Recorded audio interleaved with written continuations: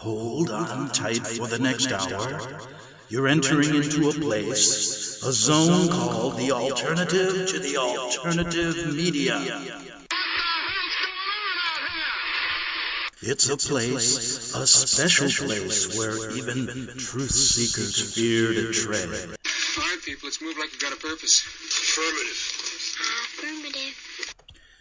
Okay, boys and girls, ladies and gentlemen, people of all races, colors, and creeds, yes, that means you. Everybody can listen. This is America. If you're a Buddhist, if you're a Hindu, if you're a Christian, if you're a Luciferian, if you are an atheist, if you are a Bible-believing Christian, if you are a Catholic, if you are a Methodist, how many are there? This is crazy. I can't figure all of them out. Hopefully you can. But anyway, you can listen no matter who you are, except there's one group I will not allow. Those are these crazy people going around thinking one day they're a man, one day they're a woman. Well, let me tell you something. The dinosaurs never did that. What do you think's going to happen to us? Dinosaurs at least knew who they were, either male or female. And boy, when you get a culture that's believing this stuff, it's over. Katie by the door, you're in the tubes, go stick it, and I'm going to read you the Riot Act, all in one sentence. Greg Anthony here on the greatest show on earth. We're better because this show is better. Then how'd you like to be the first man to invent the wheel? It's better than that, never getting credit for inventing the wheel. How would you like that? Well, you know, I've been thinking about that all day. And you know what I did? Yes. I went to Ancestry.com. Yes, and I traced my lineage. They tell me to do that. So I went and traced my lineage. And guess what? I found out that Umagapa Kappa is my relative who created the wheel. Yes, I told you this once before, but I wanted to double check, and I went back. Found out it wasn't Akakapa, but it was Umamabagumba that did it. And so now I can file for my reparations. Yes, just like everybody who's filing for reparations because way back in the past, one of their parents was a slave, or somebody relative to them was a slave. And also, why aren't anybody else doing that? I mean, I could do it. I have a lot of people that were killed in the Holocaust. I'm Polish, and they were killed. And I can prove that the Americans were complicit in that. Huh? Oh, what's he saying? I want reparations. Do a study. Yeah, okay. Do a study about it. So anyway, I want reparations. And how much do I want? I want $333 billion from Firestone. Yeah, the tire company. Without my ancestor, they'd have never been able to make the tire. So let's see if we can get that done. And you know something? We've got a lot to talk about in this show. It is better than listening to that. Who's that? Alessandra Ocasio-Cortez. You know, I'm going to bone to pick with her. Everybody calls her OAC. You know, that's giving her a lot of credit. And why does the right-wing Fox do that? You know why? Because Rupert Murdoch is the owner. He's a Knight of Malta, and they're playing a game with you. They're playing this kind of Hegelian dialectic where they create the patriot movement. They're the right-wing supporters of America to fight against these evil globalists like Ocasio-Cortez. But she gets more press than anybody, and she's a nobody. I mean, who is she? Well, she came on the scene about a year ago. I am a socialist. You know, the girl was a bartender. She doesn't even know what socialism is, and she doesn't even know who created socialism. You know, you think she'd come to me for advice? No. You know where she went? To the Socialist Democrats, who basically are a front organization for the Vatican Jesuit-led New World Order. And the Vatican Jesuit-led New World Order, the Jesuits in particular, created socialism back in the 1600s with the Paraguay experiments. I'm going crazy trying to teach people this, but nobody listens. You can't listen to these people on the news anymore. I mean, they're insane. You know, I just heard the other Fox. Okay, they're your vanguards, right?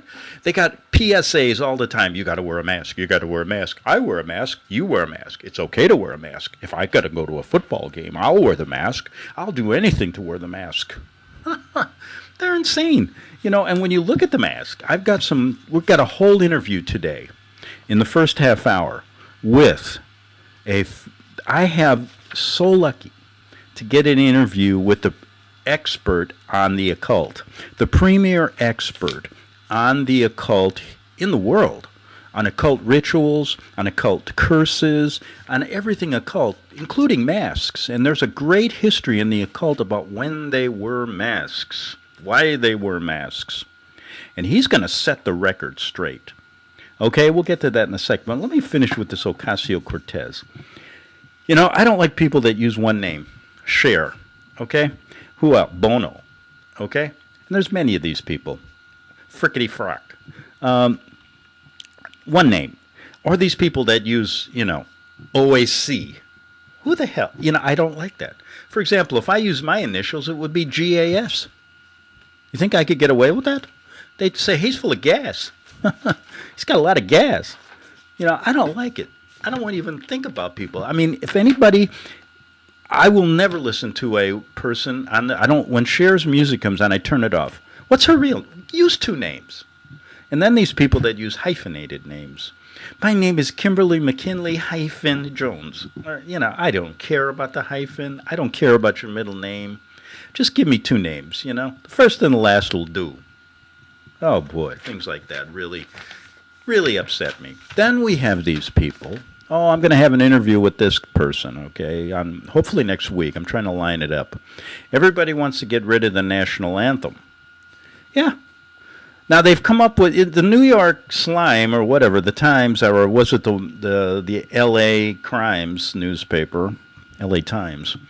They wrote an editorial that the Star-Spangled Banner should be changed with the song Lean on Me. Okay, you know that song. Lean on me? In fact, it doesn't even make sense. How are you going to lean on anybody when you got to stay 6 feet away from them now? These people are crazy. Now, I've got a person that's coming on with probably the best idea I've ever heard, at least for my people. He wants to change the national anthem to the Beer Barrel Polka. And I'm for that. Yeah, I'm gonna push it. Why not? We Poles have been forgotten about. We Poles have been not given our final reparations. We've had to endure Polish jokes. We've had to endure Nazi concentration camps. We've had to endure everything. And nobody cares. So let's change it to the Polish polka. And I want the beer barrel polka. I mean, that's fine. Everybody at the ball game is drinking beer. It's appropriate. At least appropriate. We'll have that man on who is now pushing for that. And we're going to have more people because everybody's got their idea on songs. So if you were going to change the national anthem, what would you change it to? Do you have any ideas? Let's just play around a little bit. We're not going to change it. I don't care about I like the national anthem. It's a good song. I like to feel, patriotic every now and then, even though I know the leaders are a bunch of idiots and they have a deceptive hidden agenda. I can buy the song. I can say, in theory, America was built on great ideas, but they had another idea, which is now playing out right now. And if anybody, what was it? I think it was Carlin that said, think about all the stupid people in America. Then think there's, half of them are stupider than that. And that's what's going on today. So, anyway, Ocasio-Cortez, I'm going to make it really short and sweet because I got to get to this interview with my esteemed person of the occult, Mr. Dr. George AmenRa. You're going to love this interview. He's going to set the record straight on masks. And then in the second half hour, I'm going to talk more about the masks. Yeah, it's all about the mask. But anyway, OAC was basically, and they admit this, she was called to an audition cattle call. The Social Democrats, who are basically, the front people for the Jesuits, were looking for a congresswoman in New York who could overthrow the moderate Democrat who was there for like 30 years. So they don't want any moderates. So you know what they did? They held a cattle call, an audition, like they do in Hollywood. And out of 2,000 people, she didn't even want to go. Her brother put her name in. She won because she was pretty. She looked the part. She played the part. Stupider than most stupid Americans. She'll listen to anything they tell her. And if you listen to her carefully over this year, anytime she goes off script, she sounds like she has had like 10 shots of tequila, and she'd be back at the bar she was working at. Then she plays this game that she's a poor person from Brooklyn. She grew up in a very white, very affluent part of suburb of New York, so it's all a bunch of BS. I want to do a whole show on her because, you know what, just get rid of her. But that's what's happening, America. You're going to have a country that is not going to be America very soon.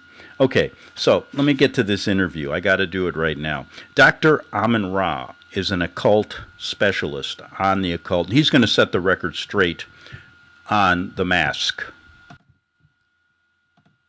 Okay, wow. I am lucky tonight to have on the premier researcher and writer of the occult.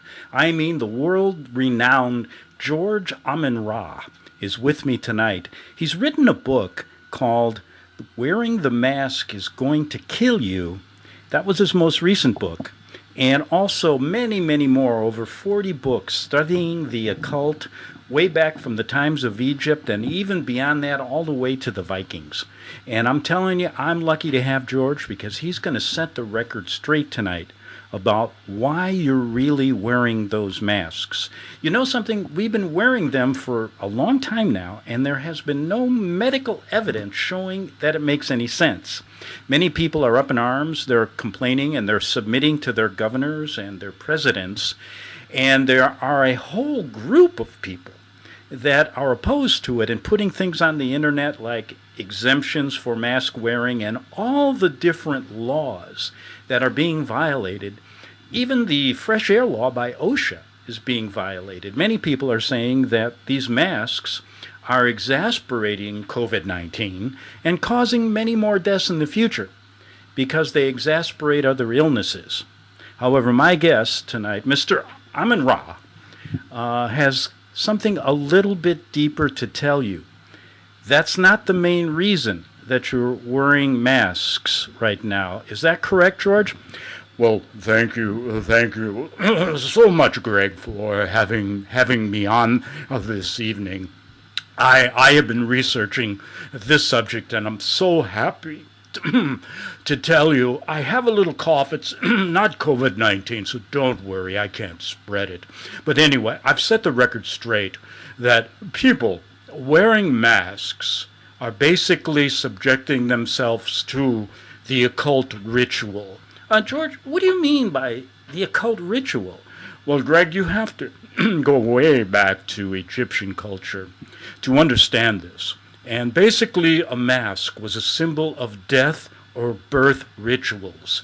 Now, what we have here in America and the world is an unfounded reason for putting these masks on, but the reason lies in what the occult, what your leaders of the world really worship.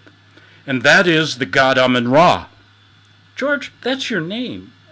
Greg, I took that name as a way of showing people and creating discussion about AmenRa, about Ra, the god Ra, the sun god, the god being worshipped by your leaders of the world. And they're doing it in a very sadistic and deceptive way with this COVID-19 farce. And let me tell you, when you submit to wearing a mask, you're not just submitting to your governor, you're not just submitting to your president. And in fact, Trump wore a mask the other day. And it's a significant event in my life because it told me who he really is. Now, wearing a mask, whether you know it or not, you're being warned right now. If you're ignorant of it, you're submitting to an occult, an old ritual of death or birth, or perhaps both. And what it means is this: you're submitting to the death of an empire, to the death of a people, and the rebirth of what they call a new world, a new beginning. And to do that, they must erase everything.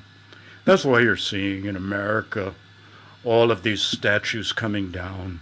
That's why people are blindly wearing the masks, because they're ignorant of the reason behind it and why their leaders are doing this. You know, Mr. AmenRa, it's interesting to note that there is no credible medical evidence that I can see outside of propaganda coming from the White House that masks do anything. Good point, Greg. That's what I'm trying to tell people. Wearing this mask has become a sign that you are submitting to this world, submitting to what they want. You have to take it off. Do not wear it. But how are we going to get into restaurants and things like that, Greg? You're going to have to figure it out, because once you put that mask on, it's going to lead to many more things. It'll lead to your eventual death, because it's a sign of genocide, what they're doing. Genocide and danger. Yes, let me read this to you, the wearing of masks. The person, Greg, who wears a mask is also considered to be in direct association, this is directly from my book, with the mask's spirit force, and is consequently exposed to personal danger of being affected by it. For the sake of protection, the wearer, like the mask maker, is required to follow certain sanctioned procedures in using the mask. In some respects, Greg, that's because the procedures here are to wear it in public, to wear it to go shopping, when it's not needed, but it's showing that you're worshiping their God, the God of light, the God of Lucifer. And before, let me, excuse me, oh, this cold. I don't have the COVID-19, Greg. I do not have it. Good. Well, do you need a glass of water or something? Greg, I'm fine. This is so important, and I want to get this in for your listeners. This is a ritual, and let's look back to that. Remember the football player Colin Kaepernick? He's in my book. I have a chapter on it. Remember, everyone is taking the knee and then raising their fist to the sun. And some of them are putting their hand on their heart. What this really is, if you look it up, is the pose of a god of death of Egypt called Anubis. And Anubis is raising that hand and kneeling in homage to Ra, the sun god, the god of light, Lucifer. That's why they're taking the knee. That's why everyone is taking the knee. And that's why they're telling them to take the knee. Now, most people, Greg, will think that they're just disrespecting the flag. You know something? That's an important point, because I've always wondered, there's people on the side of knee taking that say America is terrible, we don't respect the flag. And then we have the other side who thinks that they're doing it just for that. Greg, let me stop you there. They're all wrong. Sure, in this earthly world, it's a sign of disrespect to the flag, but in the occult world, it is a sign of respect and submission to the god Ra. The god Ra. Now, without looking at this deeper, no one will ever know. But covered by the mask, the performer, that's you people, lose the identity and assume a new one. By donning the mask every day to go shopping, by donning the mask every day, you undergo a psychic change. This is what these people believe. And you're in a trance, assuming the spirit character. Yes, depicted by the mask. Usually, however, the wearer skillfully becomes a partner of the character he is impersonating, giving to the mask not only an important spark of vitality by light flashing from his own eyes, but also bringing it alive by his movements and poses. But the wearer, this is from my book, Greg, Why You're Really Wearing the Mask. You can get it on Amazon. But often the wearer seems to become psychologically one with the character he is helping to create. This is the most sadistic form. Now, Greg, what they're doing here is basically looking at life or death. You're worshiping life or death. That is the significant. In the middle of the ritual, we talked about it for 5 months, the taking of the knee. Now we're worshiping Ra. Even my name is Ra. Yes. And I do it to really emphasize how people have forgotten. But now, Greg, if you're wearing the mask in ignorance, you no longer are ignorant. Please go to my book. Wearing the mask, you are submitting to the ritual, like I said, giving power to the ritual. You're becoming one with the ritual for death and birth of a new empire, the one that maybe half of the people out there do not want. But this is serious and difficult. And that's why I come to you with this urgent plea to research this subject. You know something, Mr. Ra? Mr. AmenRa? I am really grateful that you brought this on, because many people out there were confused about the real reason that we're wearing this stupid mask. And I always wondered, why can't we educate people to the occult? Where do these people come from? How have they been in existence for all these years without people knowing? Greg, I'm working on another serious book, which is going to uncover their deceptions and fantasies that they have been putting on the world for hundreds of years. You would be surprised that even your American Revolution was filled with this, filled with deception and deceit to one day create a country under God, but really behind the scenes, many of these people, and I can't give names, were worshiping Lucifer just as they are today. It's no secret that the world is small now, and everyone working for them. Why is the world wearing masks? Please, if you care about freedom, do not wear them. However, if you believe in Lucifer, if you want the kind of new world order that they're creating, then by all means wear the mask. But at least now you understand why you're wearing the mask. The mask has no significance medically. And you know, Mr. AmenRa, before we go, we only got a couple minutes here. We'll get to where we can get your book and where we can get everything about this. You've been studying the occult for so many years. I know you've delved into Blavatsky, Manly P. Hall, the Masonic legacy, and all of these different people who are out there explaining what they're doing today, but no one is listening. Greg, I am so happy to be on your show because there's so much here. We've got signs and symbols all over the world showing who these people are worshiping and why they're misleading the masses. Remember the Georgia Guidestones. It tells you what they have planned. They want to depopulate. This is a genocide, a death.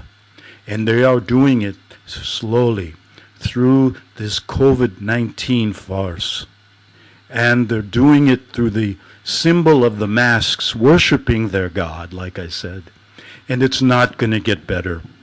Let me tell you, I hope people go and read my book. It's on Amazon. It's called This Is Why You're Wearing the Mask by Dr. George AmenRa. Well, listen, Doctor, I want to thank you so much for coming on. No problem, Greg. I'd love to come on and talk more. It's a very serious subject. But at least, Doctor, thank you so much for enlightening us on why we're all wearing the mask, outside of just the fact that we do not want, many people out there, Mr. AmenRa, are really upset about it, and it's really hurting a lot of people. But now we know why. So please, people, if you don't want to be a Luciferian or a worshiper of Egyptian gods, take it off. I mean, if we all take it off, then what can they do? Greg, unfortunately, the people are not listening. And tomorrow they'll listen to this and laugh and go on worshiping silently AmenRa. And they don't have to. Well, thank you. We have to go. Thank you, Greg. We'll be on again. Okay, that was Mr. George AmenRa, the premier researcher and writer on the occult, and he's really set it straight on why we're wearing the masks. Yes, we now know. Wow, what an interview. My God, what an interview. George AmenRa. Yes, he is. What? I tell you, that came out of the blue. He contacted me and said, Greg, we got to set the record straight. We're not just, violating our principles of freedom of, well, put it this way. If people are Christian in America, they should not be wearing the mask. Okay. Well, we got to take a break. Man, what an interview. I can't get over it. I'm never wearing that mask. They'll have to kill me first. Back in 3 minutes on the Investigatore Giornale. The book of Revelation says, the spirit of prophecy is the testimony of Jesus Christ. This is at the very heart of FirstAmendmentRadio.com. In that spirit, we have created the Prophecy Reality News app for all of your mobile devices, streaming First Amendment Radio 24 hours a day, 7 days a week. Available for your Apple, Android device, and smartphone, absolutely free. Get the Prophecy Reality News app installed today so you can listen to First Amendment Radio wherever you are. The Prophecy Reality News app. Get it now.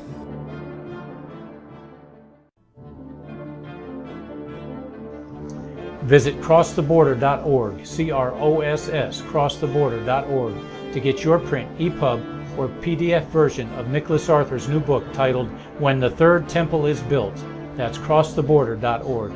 When it comes to prophecy today, much of the evangelical Christian world has their eyes on Israel, waiting and watching to see when the third temple will begin to be built. The plans are drawn, the Jewish people are eager. Most evangelical Christians today believe that the rapture will happen before the third temple is built. Hi, I'm Michael Eugene. I was taught that Daniel's 70th week was in the future. Is that really what the Bible teaches? Have we searched the scriptures and found this to be true? Why is it so important for a re-established Israel to build a third temple in Jerusalem? Is it necessary to build a temple on the same location already occupied by the Dome of the Rock? Is it necessary for sacrifices to take place in the temple on Temple Mount? Is there really a rapture followed by 7 years of tribulation? What is the New Testament temple? Can we identify history and prophecy? Who is the first beast in Revelation chapter 13? Who are the 7 kings in Revelation 17? I have asked all these questions, and I have found Nicholas Arthur's new book, When the Third Temple is Built, answers all these questions and more using Scripture to interpret Scripture. The Bible says that no prophecy of Scripture is of any private interpretation. Nicholas shows us in his new book, When the Third Temple is Built, how the Bible interprets prophecy and not man's private interpretation. Visit crosstheborder.org, CROSS, crosstheborder.org, to get your print, EPUB, or PDF version of Nicholas Arthur's new book titled When the Third Temple is Built. That's crosstheborder.org. The following program is labeled dangerous and off limits by the supreme Jesuit command. But stand tall, people. Listen up, and you may just learn something. Oh, dear Lord Jesus, this ain't happening, man. This can't be happening, man. This isn't happening. Okay, boys and girls, ladies and gentlemen, people. Yes, people of all races, not dinosaurs. Dinosaurs are gone, and I'm going to show you why we're going to be gone this winter, too. Back on the investigative journal here on FirstAmendmentRadio.com, Greg Anthony, the greatest show on earth. We're the greatest show on earth because we are better than, getting poked in the eye with a sharp stick. Better than having to listen to 100 million Polish jokes all your life. Better than, getting angry over all these people and, these stupid people running the country. If you listen to them, if you listen to Fox, if you listen to CNN, listen, there's good stories on there, Occasionally I listen to when they tell me that Mickey Mouse has had his 99th birthday and he's dying of COVID virus, will never be around again. Yeah, no more Mickey Mouse and no more baseball. And no more football. And no more nothing. Is this America? No, it's not. And even the famed football coach, Lou Holtz from Notre Dame, said that yesterday. He said, this is not America anymore. No college football? I mean, come on. This is the land of the free, the home of the brave? He said, no, it isn't. Everybody's frightened to do anything. And he said, let's get with it, America. So I agree with Mr. Holtz. I always wished that he was one of my coaches. I had a couple really good high school football and college coaches. And Lou Holtz, I remember when I was just a football player. It was an easier life. Let me tell you something. You could rent an apartment for $150 a month. You could go out and eat for like $2. And nobody was overthrowing America back then. And the only thing we had to put up with was the Vietnam War. And you know what? When you start thinking about it, It was crazy even back then. But anyway, ask and you shall receive. Yes, ask and you shall receive. I was talking at the break about how crazy this is. You know, the New York Times and the LA Times are trying to get rid of the national anthem, and somebody said, do lean on me. And I said, hey, you know, just for the fun of it, kicks and giggles, I don't want to change it. I mean, why change it? I mean, it's there. It's a pretty good tune. But anyway, I got emails over the break just this quick. Like the first one, I'm going to have to do this. They've asked, Greg, could you please, do your rendition of the songs that we think should be the national anthem? I got Betsy Goth from Topeka, Kansas. She says, Greg, it's a great idea. The national anthem's okay, but I think we should change it to Baby, I'm Yours. But I've changed the lyrics. Can you do it for us? Okay, so I'm reading this. America, I'm yours. America, I'm yours. And I'll be yours until the mountains rumble to the sea. Yours until the... Not bad. America, I'm yours. Yeah, that's better than Lean on Me. I'm still a proponent of... All right, listen to this. Stanley Jazafrazanowski, yes, the leader of Polish Lives Matter, has an idea. Remember I did that article about him? Yeah, he just texted me. He said, Greg, we want I Wish I Was Single Again by Little Wally. I said, okay, I'll do it for you. I wish I was single again. My pockets would jingle again. I wish I was single. My pockets would jingle. I wish I was single again. Everybody sing. Something I remember. When I was a kid, I grew up with all these Polish relatives. I'll tell you, they were a lot of fun. Otto with the wooden leg when they were building my dad's Chris Craft boat. And, my grandfather, who used to play pinochle with him, and the dog, I asked my grandfather, why don't you put your shoes on? He said, no, my dog chews off the nails, toenails. My grandfather he was something. He was a wood maker, carver. He made furniture, great furniture maker. But anyway, Wish I Was Single. I always wanted the Beer Barrel Polka. So there's a couple right off the bat. Change America, right? Change America. That's what they want to do. And they want a new song. But I think those two songs are better than Lean on Me, especially in these times when you can't get 6 feet near somebody. How are you going to lean on anybody? Well, anyway, we got to get to, it's all about the masks today. I've got an interview with somebody that's taken an interest in this, and she is from California, Orange County. Yes, Orange County is kind of rebelling. It's kind of a little pocket of conservatives in the middle of all these goofy lunatic liberals. And she's really done a great job. If you go to the internet, you'll find her on many. It's thehealthyamerican.org. And she's really provided a lot of information. She does not like the mask. And she's going to give you the earthly view of it and what you can do to stop wearing it. So without any further ado, let me get to Peggy Hall.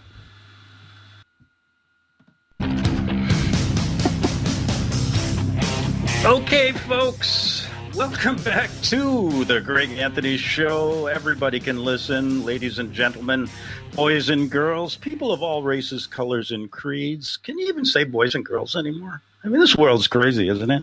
But you know something? I am wearing a mask. This show is all about the mask.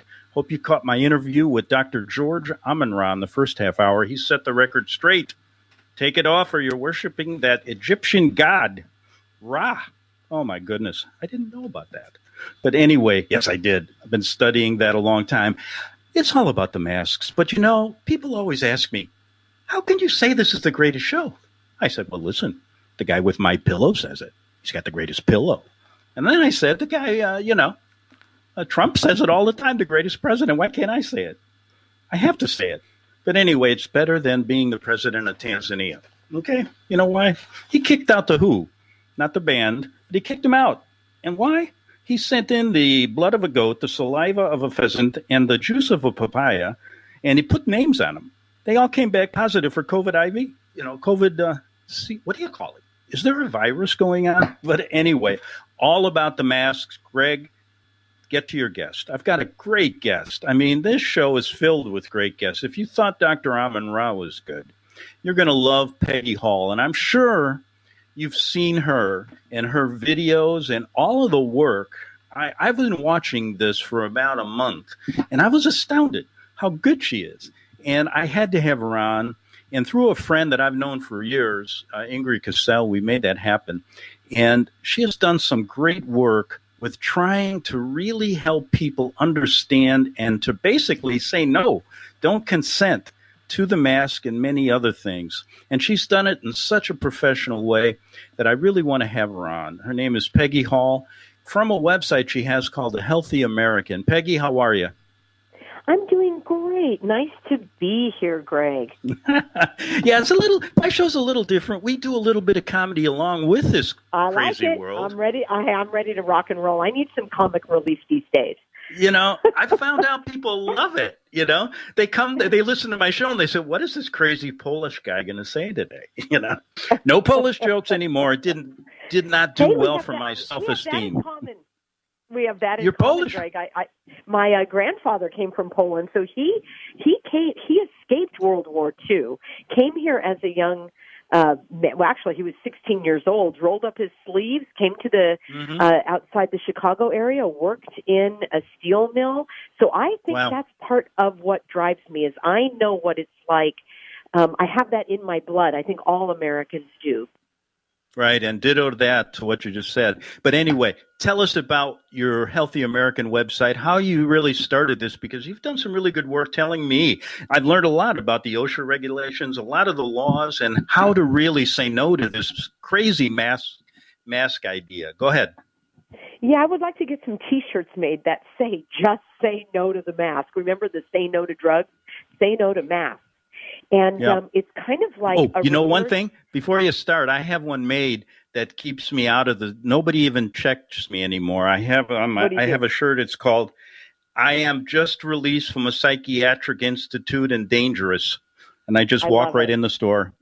I love it. That's perfect. Well, I got a question for you, Greg, because shouldn't it be the people that are wearing a mask? Shouldn't they be the ones that are standing outside on the street corner, not being able to be let in?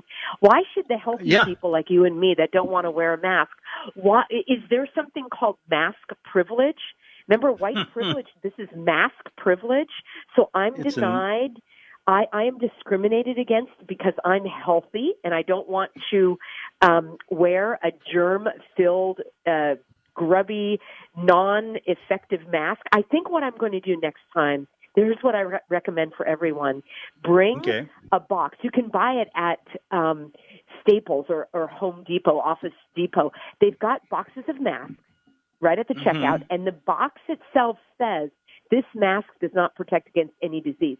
So I would just show that to the, checker at Walmart the next time you want to go in without a mask. That's good. That's good. I've got to do that. But go ahead. Tell us about some of the initiatives, some of the things you've done, all the people that have really come and listened and learned a lot. And what's the feeling in California now? You have a growing group of people dissenting from Governor Newsom's dictatorial orders? Oh, yes. I don't think he has earned the title of governor. It's more like a tyrant. And the Healthy American is actually nationwide. It's even worldwide because it's not America in the definition of borders, but it's the American spirit. It's that can-do spirit. It's, I'm in California, so there's that wild west of I want to be unencumbered. Let me live my life in freedom. I won't bother you. You don't bother me. So what happened, Greg, is I got very upset when this 2 weeks of staying at home became 2 months, and I have a background in politics and research and all, so I decided I like to look under every rock. When somebody tells me to do something, I don't say, okay. When someone tells me to do something, I ask why. Why is that?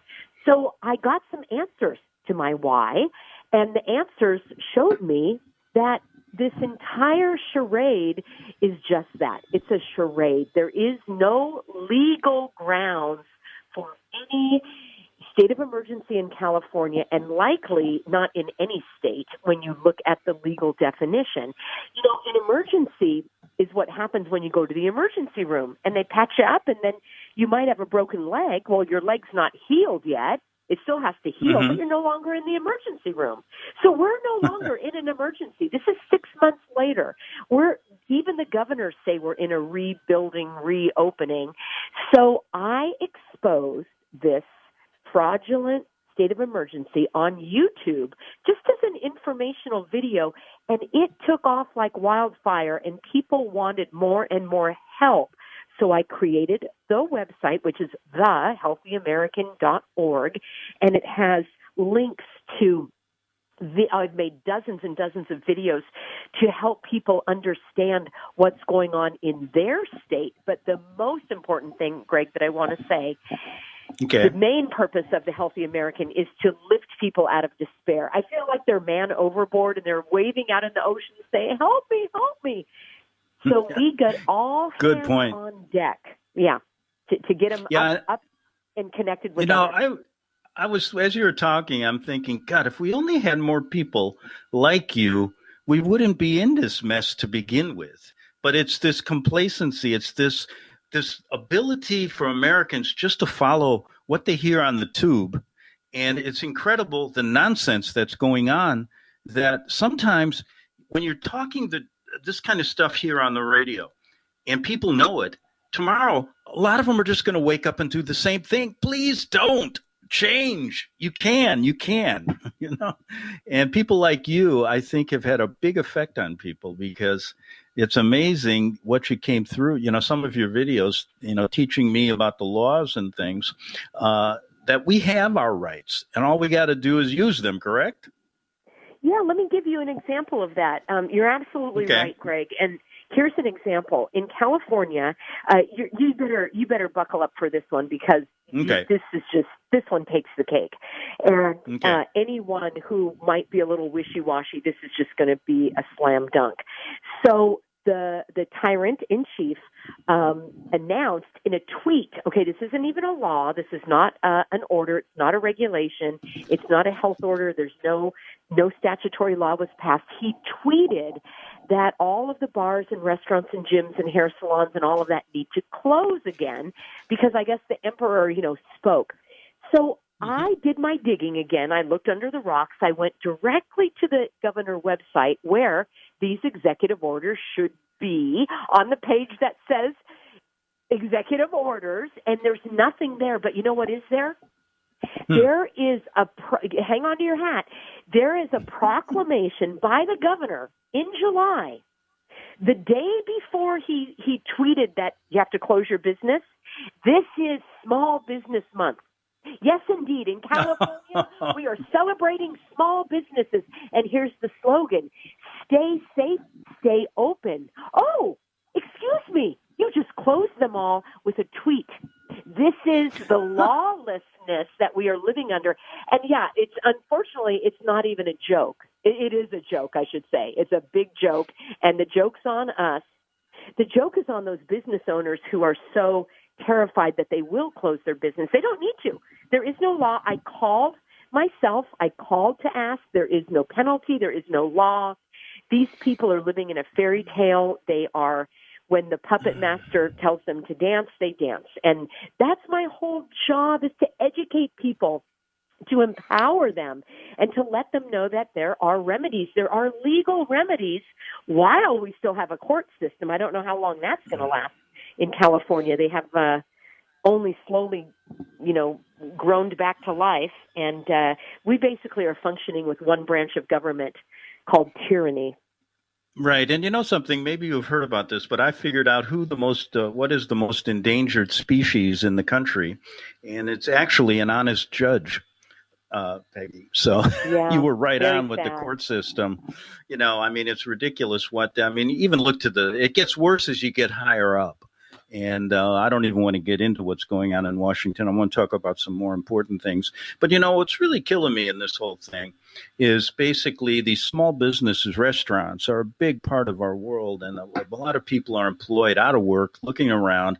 And what's happening is you're getting a lot of people switching over to be snitches. because they have no job. And so they're taking these jobs as contact tracers, trackers, testers, checking your whole life. And if you have, I look on these because I get a website called Indeed, and it has all these jobs. And I'm amazed at how many people they're hiring to do this in San Diego County, all over the country. Your thoughts on that? I mean, it's they wouldn't make it in the mafia, I'll tell you that. Snitching on you. Go ahead. Well, it seems like somebody put a lot of pieces to the puzzle together, because imagine this scenario. You put people out of work, so they're hungry, they're irritable, they want to go back to work, so now you put them in a government job, and you put them in a government job that is going to serve the government. And, Greg, you probably have seen this for years, that the problem with working for the government isn't so much that you're working for the government, although that's bad enough. I've worked in all branches. I've worked in city government. In fact, they kicked me out of that 6 months ago when all this charade started. I've worked in the county government. I've worked in the state government, and I've worked for the federal government. Now, the problem with working in government is that you are taken out of the I'm going to use the word public, but what I mean is, the non-government, you are no longer being productive and creative. Now you are just receiving, and you are taking. You're no longer giving and creating. So it's not enough that you are working for the government. You are taking away from the private. That was what I meant to think, the word. You're taking away from the private sector, where you actually could be creating wealth, creating jobs, creating value and contributions. It's a double whammy. You're serving the masters, and you are no longer a part of the private sector, where you actually could be independent, making more money, making your own decisions, and living with integrity. And I can say that from experience. I've worked at every level of the government. I've seen fraud and waste, and, as an insider, I've seen it all. Yeah, and this is the big whammy here, this one. I mean, the way this is coming down, if we don't take hold, and people start saying no to all of this stuff, business people go back to work, we are not going to have a country anymore. This is going to be like Chinese United States of America. It's scary to watch how this has happened so quickly, and and let me tell you, it's from my point of view, they've invested too much of their evil efforts to stop now. So let's really ramp it up and let these people know we know the gig is up. And I recommend people go to your website at The Healthy American. Your thoughts about that? I mean, how do we do anything? Can we stop this train that's going to wreck this country? Well, I've been talking to some really smart people, because I, like you, and I want to get ideas and information. And I think it could go two ways. We don't need that many people to stand up. We only need about 15 or 20% of the population. It's not that much. So that's the one angle I'm working, is to not only educate but empower, because what I think, Greg, is that there are a lot of people who are fed up, but they don't have the tools, and that's where I come in. I have an exact script of what you can say when you go to the store. You don't come in belligerent. You come in and you ask a question. What are the accommodations for someone who can't wear a mask? Now you've empowered these people that are ready for a fight anyway. So you don't just try to sneak in, and it's like, what are your accommodations for me? And I've always had good luck with that. I also print out the very health orders that they think that they are supporting. But here's my best piece of advice.